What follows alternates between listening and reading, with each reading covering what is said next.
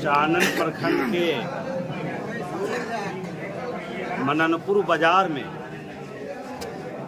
महागठबंधन का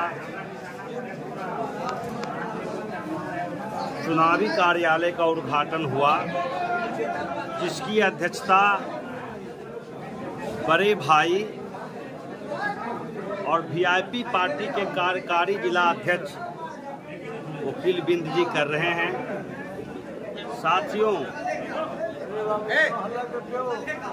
मैं जितना भी बोलूं यह कम होगा कि आपने जो हमें प्यार, स्नेह और आशीर्वाद दिया है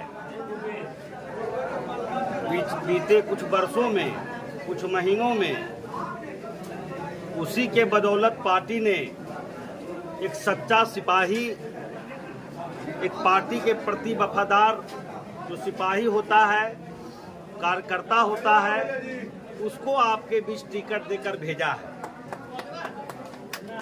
देखिए, यह चुनाव मैं नहीं लड़ रहा हूं, यह चुनाव सुजगरहा का नौजवान लड़ रहा है, क्योंकि सुजगरहा का नौजवान को हर घर में नौकरी चाहिए। यह चुनाव सुजगरहा की मां बहन लड़ रही है, जिनको 2500 रुपया महीना खाते में चाहिए। यह चुनाव गरीब जनता लड़ रहा है, जो 1200 रुपया और 1000 रुपया में गैस सिलेंडर भरा रहा है, महंगाई की मार झेल रही है। पूरे तरीके से चाहे विनय कृष्ण भाई ने बताया कि कैसे हमारा चानन का और सुजगरहा विधानसभा के अंतर्गत जितने भी रेल स्टॉपेज होते थे, उनको कैसे एक साजिश के तहत खत्म कर दिया गया। यहीं बगल में 4 डेग में हमारा कन्या विद्यालय है, उसमें भूसा रखा हुआ है। उसमें आज अगर महिलाओं को आप आरक्षण की बात करते हैं और आगे बढ़ाने की बात करते हैं, तो उनके लिए आपने क्या किया? कौन सा डिग्री कॉलेज महिलाओं को लिए खोलने का काम किया? इसलिए ये सरकार बस कुछ लोगों के मुट्ठी में है, और यह सरकार गरीब विरोधी सरकार है, किसान विरोधी सरकार है, नौजवान विरोधी सरकार है। और तेजस्वी प्रसाद यादव जी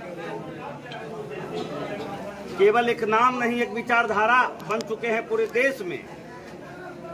और वो जो बोलते हैं, एक शब्द उनका बहुत हम लोगों को अच्छा लगता है। वो कहते हैं कि तेजस्वी का उम्र कच्चा हो सकता है, मगर जुबान पक्का है।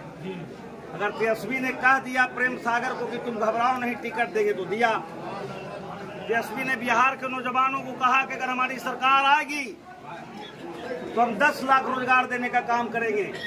जब हमारी सरकार आई तो 5 लाख सरकारी नौकरी देने का काम किए। तेजस्वी यादव ने कहा कि हमारी सरकार आएगी तो हम जातीय जनगणना कराने का काम करेंगे, गरीबों का आरक्षण बढ़ाकर 65% करने का काम करेंगे, और हमने किया। और जब हमारी सरकार चली गई तो गरीबों का आरक्षण को छीनने वाले लोग कौन हैं? आज हमारी जो घोषणाएं हैं, हम एक बात, तेजस्वी प्रसाद यादव जी का भाषण सुन रहे थे पटना के वेटनरी कॉलेज में। उन्होंने कहा कि देश का जो पैसा आता है उसका 85% पैसा या तो ठेकेदारी में खर्च होता है या सप्लाई में खर्च होता है, कोई न कोई काम में खर्च होता है, 85% पैसा। मगर वो पैसा को खर्च करने वाला 1% भी लोग दलित का बेटा नहीं है, पिछड़ा का बेटा नहीं है।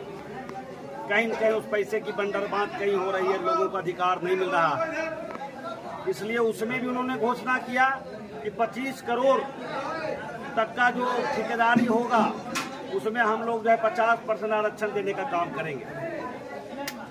इसलिए बातें तो बहुत है और लोगों का विश्वास भी अटूट है तेजस्वी प्रसाद यादव जी के प्रति। और अभी जो मैं घूम रहा हूँ सुजगरहा विधानसभा में, आप लोगों का इतना आशीर्वाद, इतना प्यार और इतना जन सैलाब उमड़ा हुआ है कि लोग कहते हैं कि 25 साल 30 साल में हमने भी कई चुनाव लड़ा, मगर जो मूवमेंट इस बार जो है महागठबंधन का है, ये कभी हम लोगों ने कभी देखने का काम नहीं किया। इसलिए और देखिए, आज हमारा कार्यालय का उद्घाटन हो रहा है और बड़े ही खुशी की बात है, जैसा कि जानकारी बच्चू बाबू दे रहे थे और थोड़ा सा हम भी देखे हैं कि आज महागठबंधन का सफल बैठक हुआ। और आप सुन रहे होंगे कि हमारे मुकेश सहनी जी का एक ही मांग था, आप उनका टोटल बयान निकाल कर देखिए, वो कभी नहीं कहे कि हमको कितना सीट चाहिए, वो हमेशा कहते रहे कि हम सीट से समझौता करने के लिए तैयार हैं। मगर एक अति पिछड़ा का बेटा अगर मुख्यमंत्री बनता है तो किसके पेट में दर्द होता है, ये समझने की जरूरत है।